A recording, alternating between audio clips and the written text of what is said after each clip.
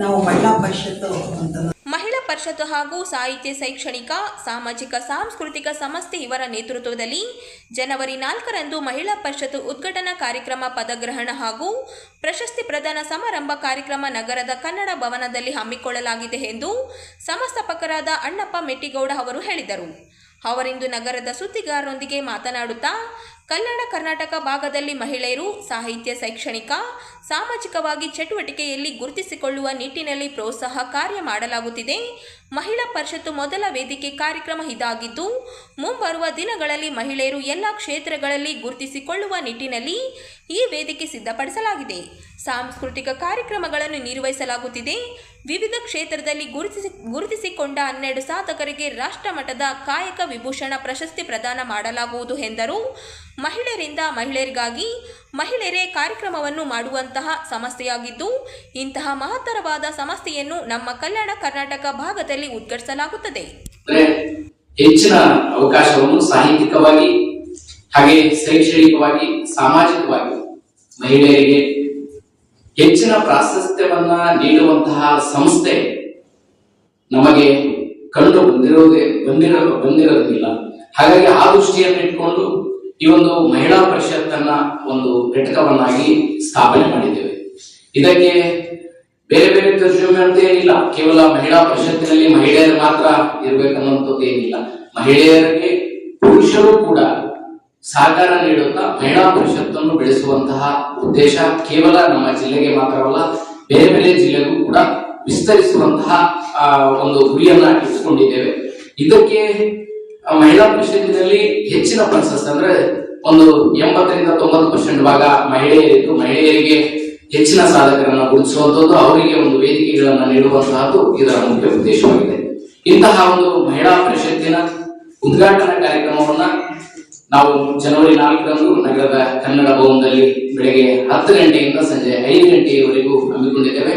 ಕಾರ್ಯಕ್ರಮದಲ್ಲಿ ಸಾಹಿತ್ಯ, ಸಾಂಸ್ಕೃತಿಕ, ಸಂಗೀತ ಕಾರ್ಯಕ್ರಮಗಳನ್ನು ಕೂಡ ನಡೆಸಿಕೊಳ್ಳಲಾಗ್ತಾ ಇದೆ. ಈ ಒಂದು ಉದ್ಘಾಟನಾ ಕಾರ್ಯಕ್ರಮಕ್ಕೆ ಹಿರಿಯ ಸಾಹಿತಿಗಳಾಗಿರತಕ್ಕಂತಹ ಡಾಕ್ಟರ್ ಜಯಲಕ್ಷ್ಮಿ ಮಂಗಳಮೂರ್ತಿಯವರು ಉದ್ಘಾಟಕರಾಗಿ ಆಗಮಿಸಲಿದ್ದಾರೆ.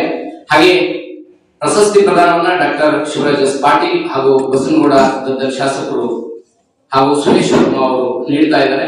ಹಾಗೆ ಈ ಒಂದು ಕಾರ್ಯಕ್ರಮದ ಅಧ್ಯಕ್ಷತೆಯನ್ನ ನಮ್ಮ ಸಂಸ್ಥಾಪಕ ಅಧ್ಯಕ್ಷರಾಗಿರುವಂತಹ ಡಾಕ್ಟರ್ ಸರ್ವಮಂಗಳ ಸಕ್ರಿಯ ಅವರು ವಹಿಸಿಕೊಳ್ಳಲಿದ್ದಾರೆ. ಪ್ರಾಸ್ತಾವಿಕವಾಗಿ ನಾನು ಅಣ್ಣಪ್ಪ ಮೇಟಿಗೌಡ ಮಾತನಾಡಲಿದ್ದೇನೆ. ಹಾಗೆ ಸ್ವಾಗತವನ್ನ ಜಿಲ್ಲಾಧ್ಯಕ್ಷರಾಗಿರುವಂತಹ ಡಾಕ್ಟರ್ ಬಸಮ್ಮ ಹಿರೇಮಠರವರು ಮಾತನಾಡಲಿದ್ದಾರೆ.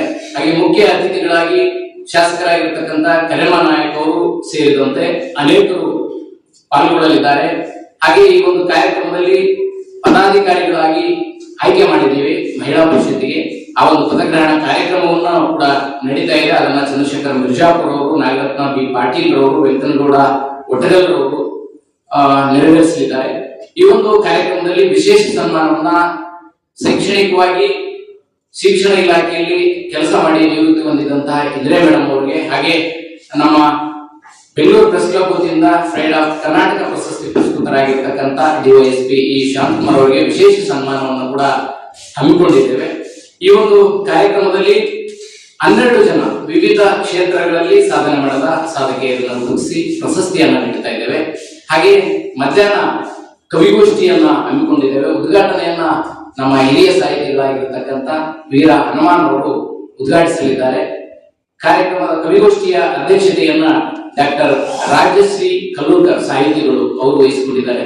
ಈ ಒಂದು ಕವಿಗೋಷ್ಠಿಯ ಕಾರ್ಯಕ್ರಮಗಳಲ್ಲಿ ಮುಖ್ಯ ಅತಿಥಿಗಳಾಗಿ ಕವಿಗಳು, ಸಾಹಿತಿಗಳು ಕೂಡ ಉಪಸ್ಥಿತರಿರುತ್ತಾರೆ. ಹಾಗೆ ಕವಿಗೋಷ್ಠಿಯಲ್ಲಿ 15 ಜನ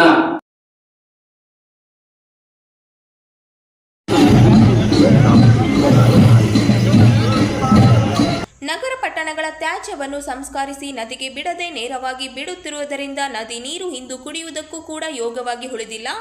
ನದಿಯನ್ನು ಭಾವನಾತ್ಮಕವಾಗಿ ನೋಡದೆ ಪರಿಸರಾತ್ಮಕವಾಗಿ ನೋಡಬೇಕು. ನಮ್ಮ ರಾಜ್ಯದಲ್ಲಿ ಉಳಿದಿರುವ ನದಿ, ಕೆರೆ ಹಾಗೂ ನೀರಿನ ಜಲಮೂಲಗಳನ್ನು ಸ್ವಚ್ಛವಾಗಿ ಶುದ್ಧವಾಗಿ ಉಳಿಸಿಕೊಳ್ಳಬೇಕಾಗಿದೆ.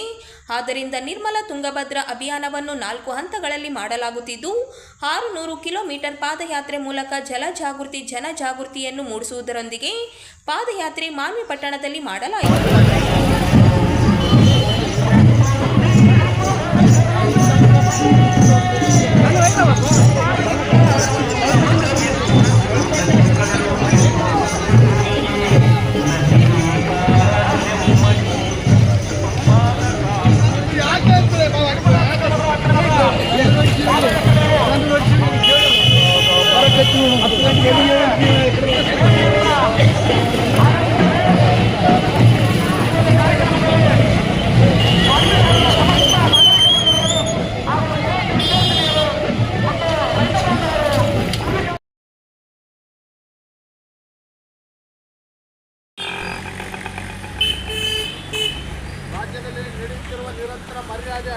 ರಾಜ್ಯದಲ್ಲಿ ಮರ್ಯಾದೆಗೇಡು ಹತ್ಯೆಗಳನ್ನು ನಿಷೇಧಿಸಲು ವಿಶೇಷ ಕಾಯ್ದೆ ರಚಿಸಿ ಜಾರಿಗೊಳಿಸಬೇಕೆಂದು ಆಗ್ರಹಿಸಿ ಅಖಿಲ ಭಾರತ ಜನವಾದಿ ಮಹಿಳಾ ಸಂಘಟನೆಯ ರಾಜ್ಯ ಕರೆಯ ಭಾಗವಾಗಿ ಲಿಂಗಸ್ಕೂರು ತಾಲೂಕು ಸಮಿತಿಯಿಂದ ಹಟ್ಟಿ ಪಟ್ಟಣದಲ್ಲಿ ಪತ್ರ ಚಳುವಳಿ ನಡೆಸಲಾಯಿತು. ಹಟ್ಟಿ ಕ್ಯಾಂಪಿನ ಪೋಸ್ಟ್ ಆಫೀಸ್ ಮುಂಭಾಗದಲ್ಲಿ ಸಂಘಟನೆಯ ಕಾರ್ಯಕರ್ತರು ಪ್ರತಿಭಟನೆ ನಡೆಸಿ ಘೋಷಣೆ ಕೂಗಿದರು. ನಂತರ ಮುಖ್ಯಮಂತ್ರಿ ಸಿದ್ದರಾಮಯ್ಯ ಅವರಿಗೆ ಬರೆದ ಮನವಿ ಪತ್ರವನ್ನು ಪೋಸ್ಟ್ ಬಾಕ್ಸ್ನಲ್ಲಿ ಹಾಕಿದರು. ಈ ಸಂದರ್ಭದಲ್ಲಿ ಸಿಐಟಿಯು ಮುಖಂಡ ರಮೇಶ್ ವೀರಾಪುರ್ ಮಾತನಾಡಿ, ಮುಂದಿನ ಬಜೆಟ್ ಅಧಿವೇಶನದಲ್ಲೇ ಮರ್ಯಾದೆಗೇಡು ಹತ್ಯೆ ನಿಷೇಧ ಕುರಿತ ಮಸೂದೆ ಮಂಡಿಸಬೇಕು. ರಾಜ್ಯದಲ್ಲಿ ಇಂತಹ ಅಮಾನುಷ ಘಟನೆಗಳು ನಡೆಯದಂತೆ ಸುರಕ್ಷಿತ ವಾತಾವರಣ ನಿರ್ಮಿಸುವ ಜವಾಬ್ದಾರಿ ಸರ್ಕಾರದ ಮೇಲಿದೆ. ಈ ನಿಟ್ಟಿನಲ್ಲಿ ನಿರಂತರ ಹೋರಾಟಗಳ ಮೂಲಕ ಸರ್ಕಾರದ ಮೇಲೆ ಒತ್ತಡ ಹೇರಲಾಗುವುದು. ಅಖಿಲ ಭಾರತ ಜನವಾದಿ ಮಹಿಳಾ ಸಂಘ ನಡೆಸುತ್ತಿರುವ ಪತ್ರ ಚಳುವಳಿಗೆ ಸಿಐಟಿಯು ಸಂಪೂರ್ಣ ಬೆಂಬಲ ನೀಡಲಿದೆ ಎಂದರು.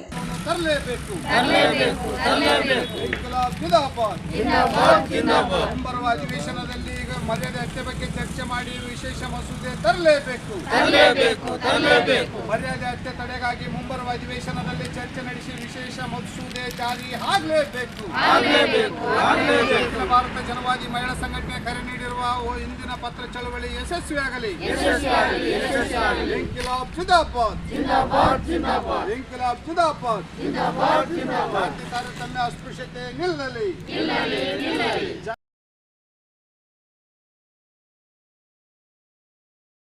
ಕನ್ನಡದ ಮೇಲೆ ಒಳ್ಳೆಯ ಅಭಿಮಾನ ಇದೆ.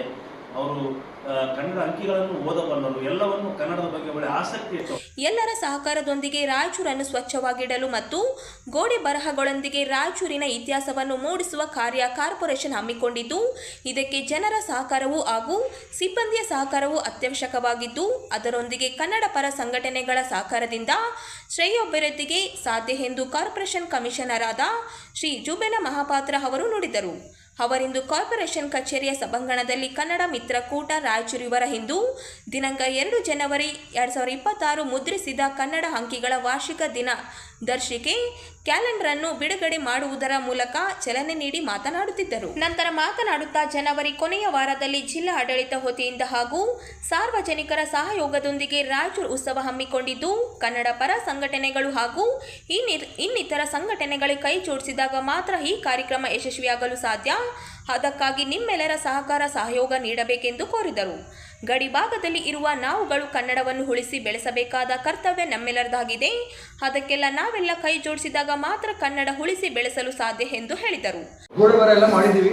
ಅದು ಒಂದು ನಮ್ಮ ಮಹಾನಗರದ ಒಂದು ಸುಂದರೀಕರಣ ಆಗಲಿ ಅಂತ ಅಭಿಪ್ರಾಯ ನಮ್ಮದು. ರಾಯಚೂರು ಉತ್ಸವಕ್ಕಿಂತ ಮುಂಚೆ ಅದು ಒಂದು 50 to 60% ಒಂದು ಶೇಕಡ ಒಂದು 60% ನಾವು ಕಂಪ್ಲೀಟ್ ಮಾಡಿಬಿಡ್ತೀವಿ. ವಾಲ್ ಪೇಂಟಿಂಗ್ ಚೆನ್ನಾಗಿ ಕಾಣುತ್ತೆ ಗೋಡೆ ಬರ ಎಲ್ಲ ಮಾಡಿದಾಗ.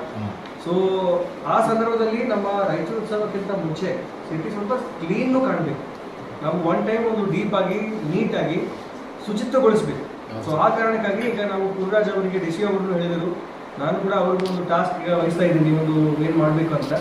ಸೊ ಅವರು ಏನು ಹೇಳಿದ್ರು ನನಗೆ, ಇಷ್ಟೊಂದು ನಮ್ಮ ಮಿತ್ರರು ಬಂದಿದ್ದಾರೆ, ಈಗ NGO ಮಿತ್ರರೆಲ್ಲ ಬಂದಿದ್ದಾರೆ, ಸಂಘ ಸಂಸ್ಥೆಗಳು ಬಂದಿದ್ದಾರೆ, ಮತ್ತು ಅವರೆಲ್ಲ ವೆರಿ ಆ್ಯಕ್ಟಿವ್, ಅವರ ಕ್ರಿಯೇಷನ್ ಆಗಿ ಮಾಡ್ತಾರೆ ಎಲ್ಲರೂ. ಸೊ ನಾವು ಅವರೊಟ್ಟಿಗೆ ಕೈ ಜೋಡಿಸಿ ಅಟ್ಲೀಸ್ಟ್ ಯಾವುದೋ 1 ಅಥವಾ 2 ವಾರ್ಡ್ನಲ್ಲಿ ಮುಂದಿನ ಒಂದು 2 ವಾರ ಒಳಗಡೆ ಒಂದು ಶ್ರಮದಾನನ ನಾವು ಹಮ್ಮಿಕೋಬೇಕು ಅಂತ ನನ್ನೊಂದು ಅಭಿಪ್ರಾಯ. ಸ್ವಚ್ಛತೆಯ ಸಂದರ್ಭದಲ್ಲಿ ಒಂದು ಶ್ರಮದಾನ ತಾವೆಲ್ಲ ಬನ್ನಿ, ತಮ್ಮದು ಎಲ್ಲ ಸಂಘ ಸಂಸ್ಥೆಗಳದ್ದು ಯಾರು ಮೆಂಬರ್ ಇರ್ತಾರೆ ಅವ್ರು ಬರಲಿ, ನಮ್ಮ ಸ್ಟಾಫ್ ಬರ್ತಾರೆ, ನಮ್ಮ ಪೂರ್ರಾಜ್ ಅವರದ್ದು ನೇತೃತ್ವದಲ್ಲಿ ಒಂದು ಆಗೋಗಿ. ಮತ್ತು ನಾನು ಕೂಡ ಡಿಸ್ಟ್ರಿಬ್ಯೂಟರ್ ಮಾತಾಡ್ತೀನಿ, ವಿ ವಿಲ್ ಟ್ರೈ ಟು ಅವ್ರಿಗೂ ಒಂದು ಇನ್ವೈಟ್ ಮಾಡೋದಕ್ಕೆ ಟ್ರೈ ಮಾಡುವ, ನಾನು ಕೂಡ ಬರ್ತೀನಿ. ಎಲ್ಲರೂ ಒಟ್ಟಿಗೆ ಸೇರಿ 1-2 ವಾರ್ಡ್ ಮಾಡಿ ತೋರಿಸುವ ಮಾದರಿ. ಅದು ಒಂದು ಹಿಟ್ ಆಗಿಬಿಟ್ರೆ ಈಗ ನಮ್ಮ ಮಾಧ್ಯಮ ಮಿತ್ರರೆಲ್ಲ ಬರ್ತಾರೆ, 2-3 ವಾರ್ಡ್ನಿಂದ ಬೆಳಿಗ್ಗೆ ಬರುತ್ತೆ. ನಮ್ಮದೇ ಕೂಡ ಈ ಥರ ಮಾಡಿ ನಮ್ಮ ವಾರ್ಡ್ಗೆ ಕೂಡ ಒಂದು ಸ್ವಚ್ಛತೆ ಬರಲಿ ಮತ್ತೆ ಹೆಸರು ಬರಲಿ ಮಾದರಿ ಅಂತ ನಾವು ಕೂಡ ತೋರಿಸ್ತೀವಿ. ಒಂದು ಚೇನ್ ರಿಯಾಕ್ಷನ್ ಅಂತ ಹೇಳ್ತೀವಲ್ಲ, ಒಂದು ಒಳ್ಳೆ ಕೆಲಸ ಶುರು ಮಾಡಿದ್ರೆ ಇನ್ನೊಂದು ನೋಡಿ ಇನ್ನೊಂದು 10 ಜನರು ಒಳ್ಳೆ ಕೆಲಸ ಮಾಡ್ತಾರೆ. ಸೊ ಅದು ಒಂದು ಆಗ್ಬೇಕು. ತಾವೆಲ್ಲ ಕೈ ಜೋಡಿಸ್ತೀರಾ? ಖಂಡಿತ ಬರ್ತೀವಿ. ಪೂರ್ವ ಸಾಹೇಬ್ ನಮ್ಮೊಟ್ಟಿಗೆ ಪ್ಲಾನ್ ಮಾಡ್ತಾರೆ, ಅದು ಅವ್ರದ್ದು ಇಂಡಿಪೆಂಡೆಂಟ್ ಟಾಸ್ಕ್ ಬಂದು ಅವರಿಗೆ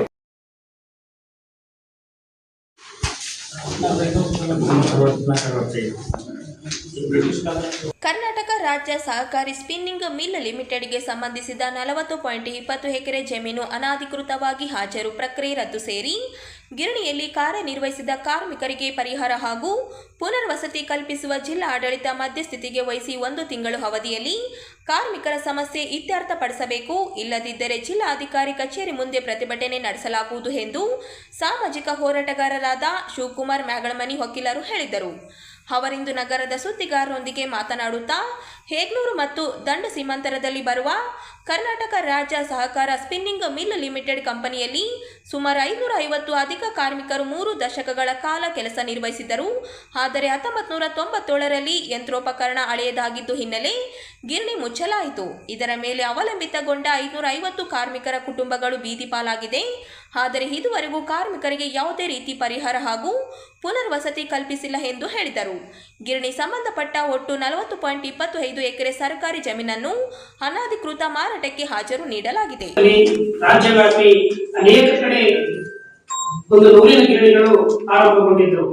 ಅದರಂತೆ ನಮ್ಮ ಯರಮರಸ್ಸು ಮತ್ತು ಏಗನೂರು ಈ ದಂಡು ಪ್ರದೇಶದ ಮಧ್ಯೆ ಇರತಕ್ಕಂಥ ಒಂದು ಪ್ರದೇಶದಲ್ಲಿ ಸಹಕಾರಿ ನೂಲಿನ ಗಿರಣಿ ಆರಂಭವಾಗಿತ್ತು.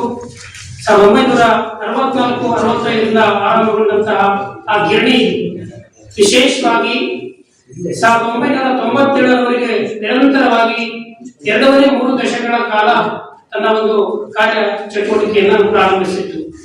ಅದಾದ ನಂತರ ಕಾರಣಾಂತರಗಳಿಂದ ಯಂತ್ರೋಪಕರಣ ದೋಷಗಳು ಮತ್ತು ಸರ್ಕಾರದ ನಿರ್ಲಕ್ಷ್ಯ ಧೋರಣೆಯಿಂದ ನಾನಾ ಕಾರಣಗಳು ಇಟ್ಟುಕೊಂಡು 1997ರಲ್ಲಿ ಗಿರಣಿಯನ್ನ ಬಂದ್ ಮಾಡಲಾಯಿತು. ಸೊ ಆ ಗಿರಣಿಯಲ್ಲಿ 550ಕ್ಕೂ ಅಧಿಕ ಕಾರ್ಮಿಕರು ತಮ್ಮ ಕೆಲಸವನ್ನ ಅದರ ಭಾಗವಾಗಿ ಪ್ರೊಡಕ್ಷನ್ ಅಲ್ಲಿ ಇದ್ದರು.